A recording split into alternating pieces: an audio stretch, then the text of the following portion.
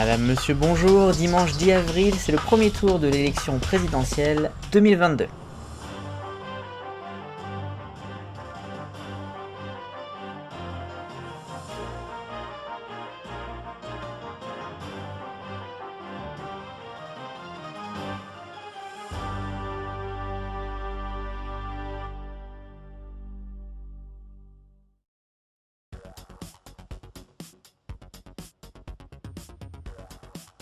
Certes, c'est une journée électorale, mais on parlera politique et présidentielle un petit peu plus tard, car j'ai choisi de mettre en une cette semaine dans le TV 168 Alessandra Sublet. Elle a décidé de mettre fin à sa carrière d'animatrice à la télévision à 45 ans, c'est le changement de cap. On la retrouvera toujours sur notre petit écran qui est devenu grand, mais en tant qu'actrice ou comédienne. Sur TF1, toujours avec par exemple le téléfilm Andy Gang d'ici quelques temps, ou encore une adaptation de son propre livre T'as le blues baby, peut-être dans quelques mois. En tout cas, c'est la fin d'une époque, la fin d'un chapitre pour elle. Elle a passé beaucoup de temps sur la télévision, on l'a vu sur Canal+, M6, avec les premières saisons par exemple de L'amour est dans le pré, France TV avec France 5 C'est à vous, où littéralement elle s'est révélée, et puis depuis quelques temps sur TF1, le grand concours des animateurs, Mask Singer, et puis C'est Canteloup, la petite pastille de Nicolas Canteloup, tous les soirs du lundi au vendredi.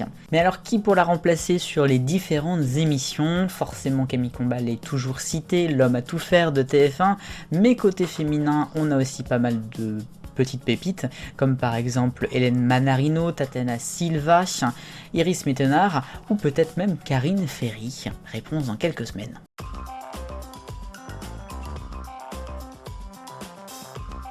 Le Rayon Actu du TV 168 et la première info concerne France 2.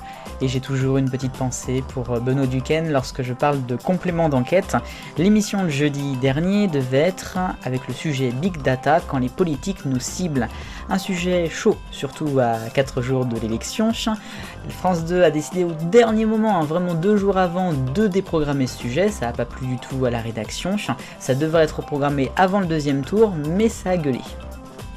Deuxième info maintenant, là aussi c'est un sujet sensible, toujours plus ou moins lié avec la politique, puisque c'est le journaliste Jean-Jacques Bourdin qui est parti au mois de janvier maintenant, avec beaucoup de problèmes, notamment sur des agressions sexuelles. L'ancienne présentatrice météo de la chaîne Fanny Agostini avait notamment porté plainte sur ce monsieur. Et bien son enquête pour agression sexuelle a été classée pour le moment sans suite. La troisième et dernière info concerne l'Eurovision Junior, le concours qui s'est déroulé, je vous rappelle, à Paris en décembre dernier avec beaucoup de féerie, se déroulera en 2022 en Arménie, à Yerevan, j'espère que je prononce bien le nom de la capitale. Ça sera le dimanche 11 décembre prochain, ça a été annoncé cette semaine. On espère que le ou la candidate française y brillera de plein feu.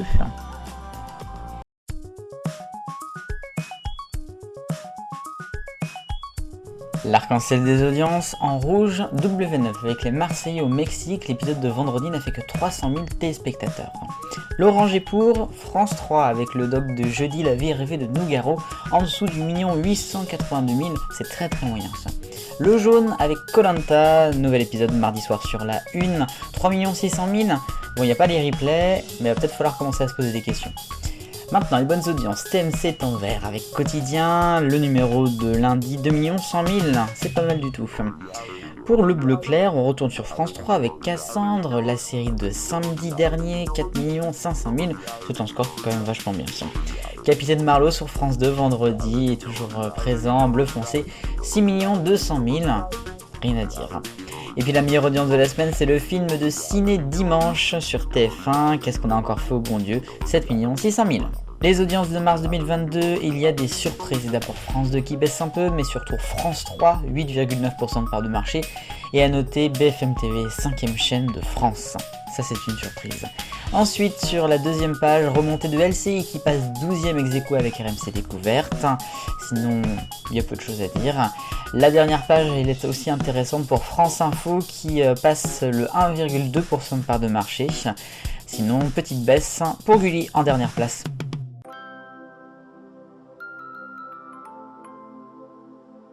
L'image de la semaine, le week-end dernier, c'était la Reddit Place, la guerre des pixels, où l'on pouvait dans le monde entier colorier cette immense place blanche en temps réel.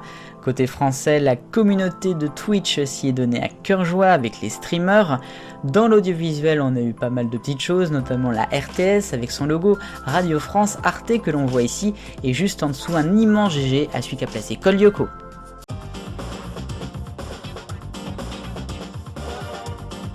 Question 168 de dimanche dernier, pour ou contre les procès filmés, un sujet qui divise car vous m'avez fait une égalité, ça faisait longtemps, 50% de pour et 50% de contre. Si on voit mon avis, je mets contre et donc c'est celui-là qui l'emporte.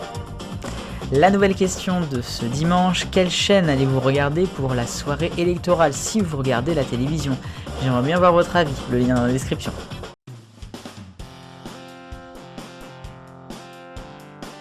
L'agenda présidentiel pour votre soirée électorale et vous retrouverez sur TF1 Claire Coudray et Gilles Boulot de 18h30 à 21h30. Sur France 2, ce sera Laurent Delahousse et Anne-Sophie Lapix de 18h30 jusqu'à minuit. France 3 proposera un 19-20 spécial présenté par Caro Glesser et Francis Letellier de 19h30 jusqu'à 21h environ. M6 proposera un 19h45 spécial présenté en direct par Nathalie Renou et aussi avec RTL. Arte fera un journal un petit peu plus long que d'habitude en direct à partir de 19h45. Côté LCP Public Sénat, soirée spéciale présentée par Brigitte Boucher. Ensuite sur BFM TV, vous retrouverez évidemment toutes les équipes de la chaîne pour une journée spéciale. Côté LCI, ce sera Ruth Elkrief et Julien Arnaud pour la journée, mais surtout la soirée électorale, là aussi jusqu'à tard dans la nuit.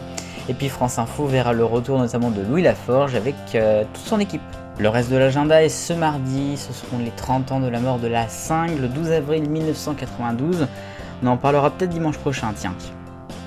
Jeudi sur M6, ce sera la finale de la 15e saison de Pékin Express avec l'aigle royal Stéphane Rothenberg. Et puis vendredi, dans plus un cinéma dans notre pays, on aura l'avant-première du nouveau film Détective Conan, la fiancée de Shibuya. Voilà pour le TV 168, le 250e numéro. Il ne me reste qu'à vous inciter d'aller voter aujourd'hui. Si vous avez plus de 18 ans, c'est l'un des plus beaux devoirs de notre pays. Allez, bon premier tour, vive le bonheur, on est tous des millions de copains.